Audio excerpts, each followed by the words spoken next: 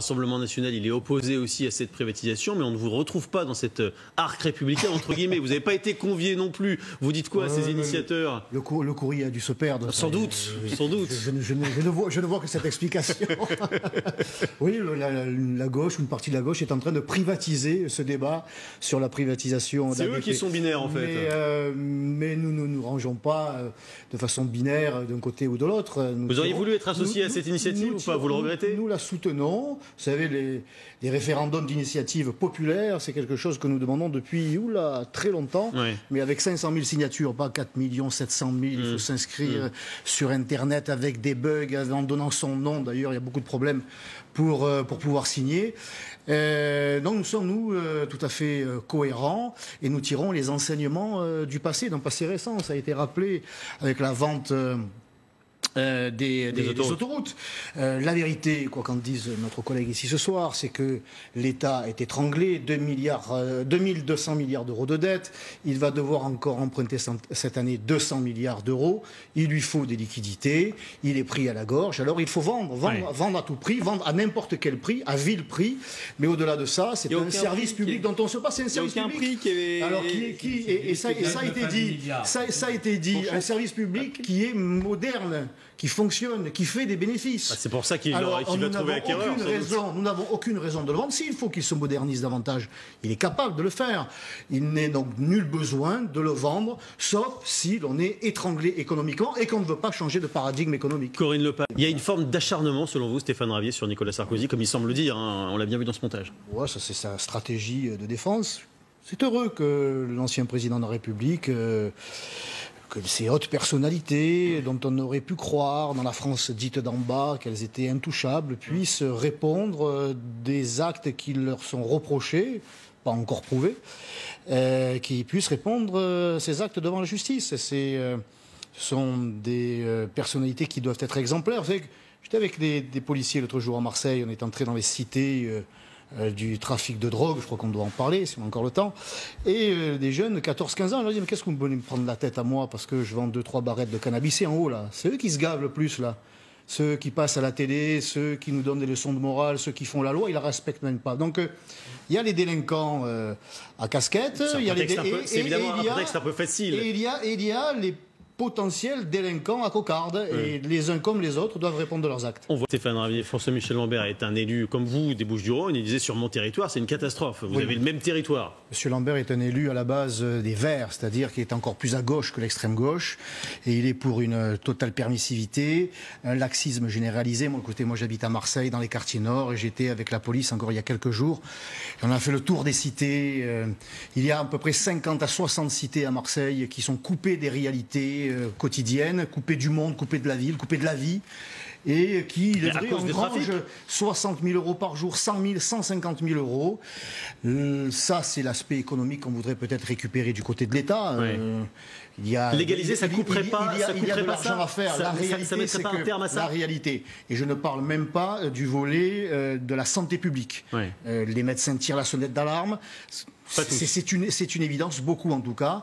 Mais la réalité, quelle est-elle aujourd'hui? C'est que les dealers, les trafiquants sont déjà en train de se préparer à la légalisation et qui ne vendent plus seulement du cannabis, mais ils vendent déjà de l'héroïne. J'étais avec les policiers l'autre jour à la cité dite les Marronniers dans le 14e arrondissement. Ils ont réussi à attraper un dealer. Il avait sur lui du cannabis et de l'héroïne.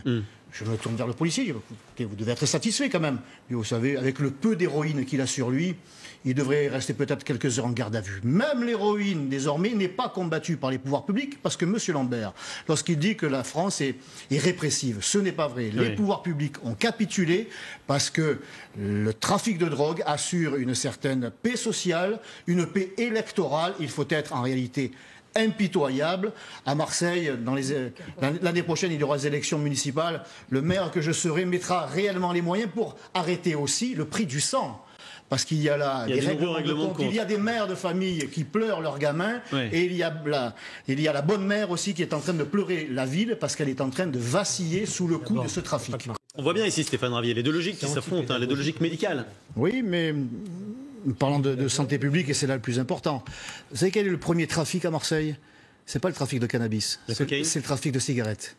Ouais. Oui, la cigarette est un produit légalisé sur lequel l'État prend une grande part.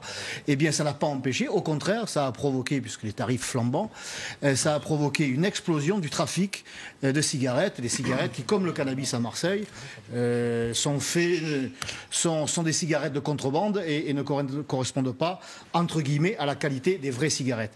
Alors, de légaliser, ça ne changera pas la donne. Encore une fois, tous les moyens n'ont pas été mis en œuvre. Il faut taper les trafiquants au portefeuille. Écoutez, on sait très bien que l'argent de la drogue, du cannabis en tout cas, est lavé, recyclé, blanchi dans certaines opérations. À Marseille, on n'a jamais eu autant de kebabs, d'épiceries de nuit. C'est curieux comme on a faim la nuit à Marseille, désormais. On sait très bien que ce sont des... Pas qu'à Marseille. Des officines de blanchiment. Ce sont des officines de blanchiment et pourtant il n'y a jamais aucun contrôle. Eh bien, il faut porter le fer sur cet axe-là.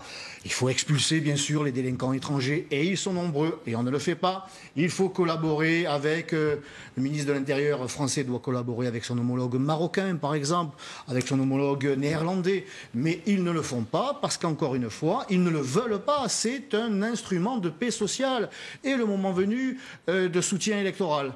Voilà, mais ce n'est pas ma vision des choses. Voilà, toujours l'humilité de Donald Trump. Stéphane Ravier, est-ce que c'est un modèle pour vous, au Rassemblement national, Donald Trump? Et est-ce que vous revendiquez, comme il le fait lui, le populisme? Oui. Tiens, je vais être binaire pour une fois, même si les États-Unis ne sont pas la France ne sont pas les États-Unis, ce n'est pas les États-Unis, on n'a pas copié ce qu'il fait exactement, mais en tout cas dans la démarche d'être un président qui protège, qui intervient, qui favorise son pays, ses entreprises, son peuple, oui, bien sûr que c'est un modèle à suivre. Alors on va trouver curieux que je soutienne cette démarche, puisque là il est en train de nous livrer la guerre du vin, mais comment lui en vouloir? Il défend la production américaine. Eh bien, aux autorités françaises à défendre la production française. Les résultats économiques sont là. Qu'on le veuille ou pas, le chômage n'a jamais été aussi bas aux États-Unis pour tous les Américains. Quelle que soit leur origine, leur couleur de peau, leur religion, pour tous les Américains, les salaires ont augmenté. Ouais, c'est l'action à la fois d'économie libre, mais avec un État qui intervient, un véritable État stratège, qui protège, qui intervient lorsque la machine s'emballe, lorsque les intérêts économiques vitaux sont en danger. Eh bien, il intervient. C'est ce que je souhaite pour mon pays. Sylvain Maillard.